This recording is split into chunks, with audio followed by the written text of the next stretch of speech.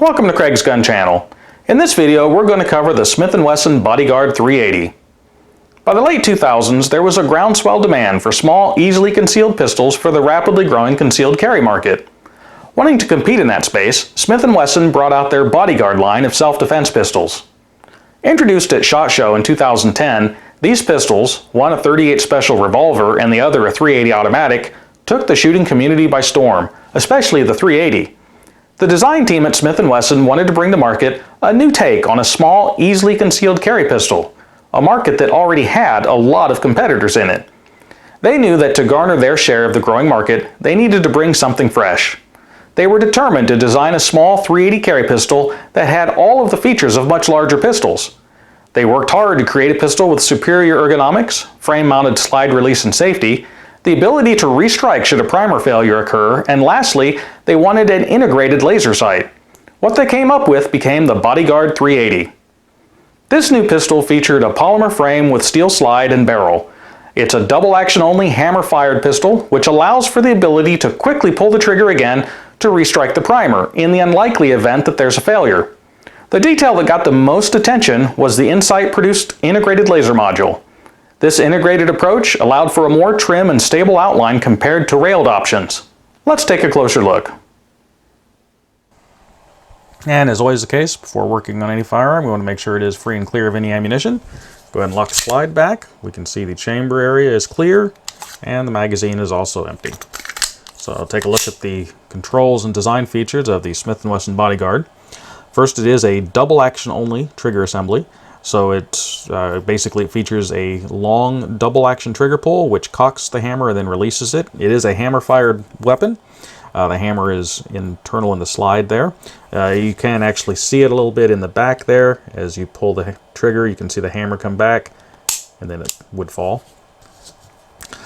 This is the slide lock here. The magazine does have a shelf on it. It's right there, which engages this internally in the frame so that on the last round it will lift it up into this notch in the slide to lock it back. Right there. Then that would lock the slide back. Then to release it, you would just pull down on that. So, as far as other controls, it have a safety there. It is on fire when it's down. Up is safe. It does say safe there in small lettering. You might be able to read there. Other features, it is drift adjustable rear sight. The front sight post can be replaced. It's dovetailed in. This little witness hole here is meant to be a loaded chamber indicator. If there were a round in the chamber, you'd see the brass shine there on the case. Of course, it's empty, so it's just black right now. But that would be your indicator that there's a round in the chamber. This is the magazine release. You simply push down to release the magazine. Now, none of these controls are ambidextrous, so they're only on one side. The magazine release cannot be swapped over. And of course, only one side for the safety and for the slide release. This is the laser operation. This is the version that they came out with originally. It had a built-in laser. It's an Insight laser assembly. The module comes out. This is the button that controls it. A single push turns the laser on. You push again, and it goes to a rapid blink, and the third time would be off. Your elevation adjustment is right there, and windage is right there for the laser. It also comes provided with the really small Allen wrench that you need to make those adjustments, and that same Allen wrench is used to remove the laser module itself to replace the battery. So we'll take a look at that in just a moment. Of course, it has the danger laser emitting on it. I just left that on. It is just a sticker and can be removed. So we'll go ahead and take a look at disassembly. This is the disassembly notch right here. Now, this is the disassembly window or cutout in the slide. You would need to pull the slide back to where that cutout is right here, and then that would allow you to rotate this lever down to unlock it. So go ahead and, I'll of course put the safety on. There, go ahead and do it there like that. And once that's lined up, you can rotate that. Once it's rotated, it can be moved back and forth a bit to come out. And that removes the pin, and then the slide just slides off the frame. So on the frame itself, this is our hammer right there. As I said, it is hammer fired. This is the disconnector right there. The slide would push down on that to disconnect the trigger from the hammer. This section right here is the ejector. Kind of hard to see. You can kind of see it that way. It's right there. It does have a metal internal chassis for the rails. The rails, of course, right here and along here. So you'd want to clean off of those rails, then a light coating of oil for corrosion prevention, and of course for lubrication. This is as far as you'd want to disassemble this. Now, as far as the removal of the laser module is right here. And this is the screw that you would use to remove that. Now, as I said, it takes really tiny little Allen wrenches. I can get one of those out. And it's the same, it comes with two, but it's the same one that you would use for windage and elevation adjustment. So you would basically put that in there and then loosen it. It just takes a couple turns. Now once that's out, you'd basically put something under the screw to pry a little bit, and then that allows you to remove the laser module. This is the laser module right here. There's the batteries. For replacing the batteries, you would just take those out. There's the laser emitter window. There's your windage and elevation adjustments. So when you're adjusting them in the gun, it just accesses these holes to do that. There's the switches right there. There again, these rubber covers just engage those little buttons. So you don't need to remove this for general field maintenance. I'm just showing this so that if you do have one, this is how you get to the batteries. So replacement, you would just simply put it in the front end first, push it down, put the wrench in, and then turn the screw in. And like I said, it only goes in a couple times, and then that's reinstalled. That's as far as you'd want to disassemble the frame. Any further work should be done by a gunsmith. Any change or alteration to anything internally here could make the firearm unsafe or inoperable, or both. So, take a look at the slide. We have our recoil spring here. It is a non-captive recoil spring, so when you remove in traditional fashion, you would push in on that and lift up slightly. Just don't let it get away from you, because as soon as you lift up on that and it comes out of the saddle, if you don't have hold of it, it will shoot across the room. So go ahead and remove that, and we have it right here, and it just slides out right there. It is a dual spring. There's nested springs in there. Don't know if you can really see that well. But it is a double nested spring. The barrel itself achieves lockup using the squared off shoulders.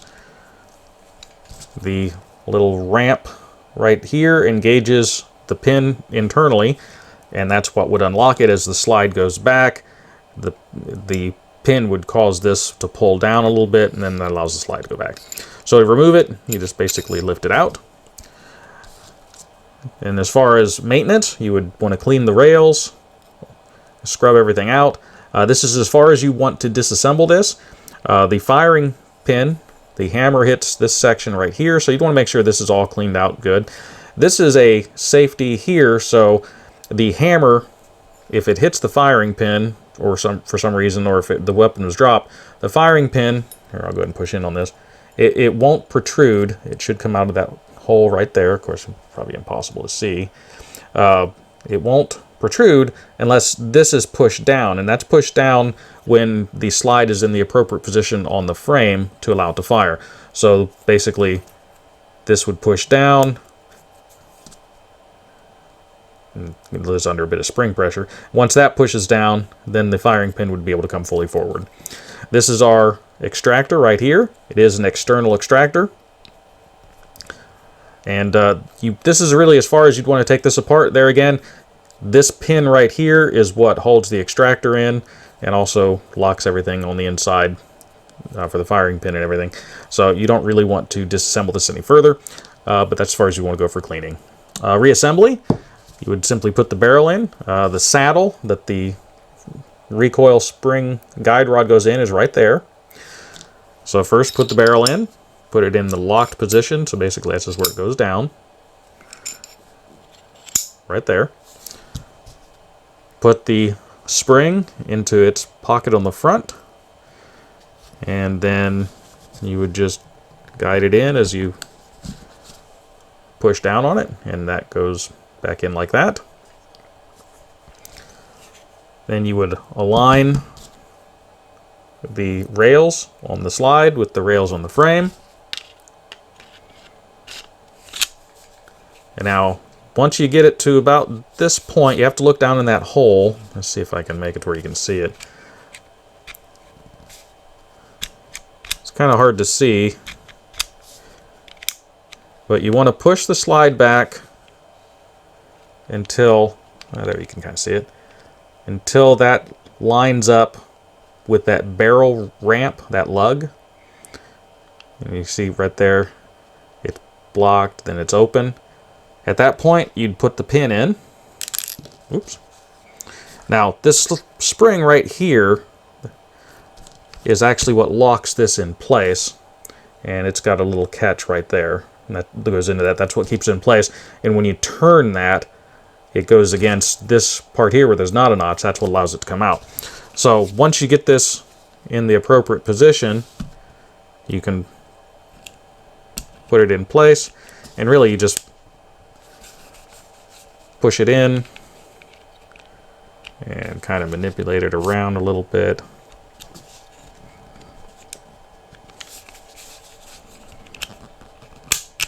There you go.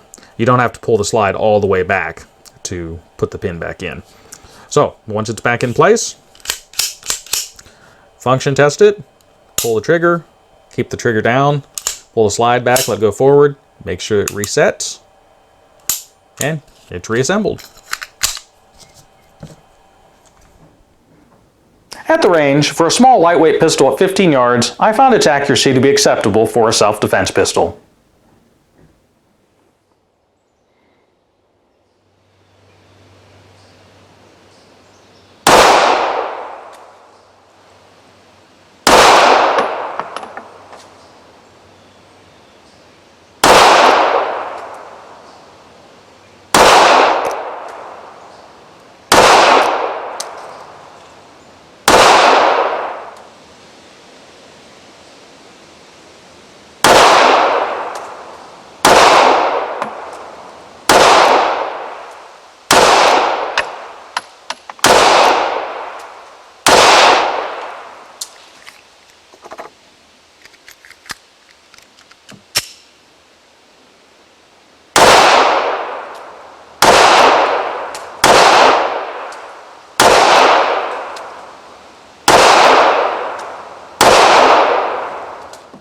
Now, one of the selling points of the Bodyguard when it first came out was the built-in laser.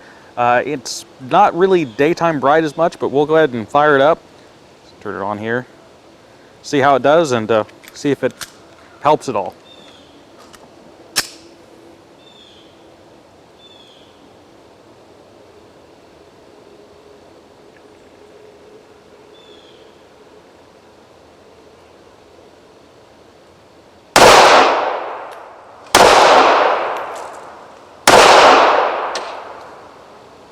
And we have a failure to feed there. I may have actually been pushing up on the slide stop a little bit.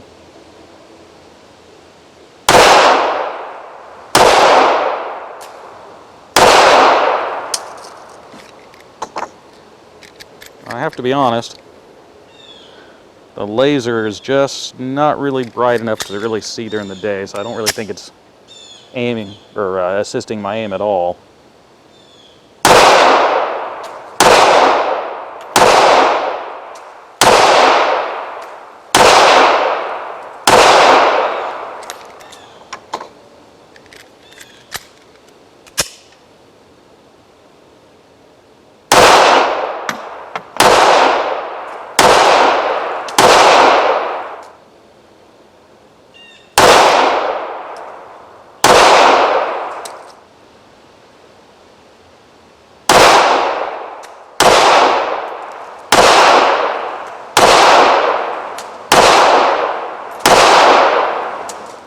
Overall, it was not as accurate as I would like, but to be fair, this was the first I've shot this pistol in several years.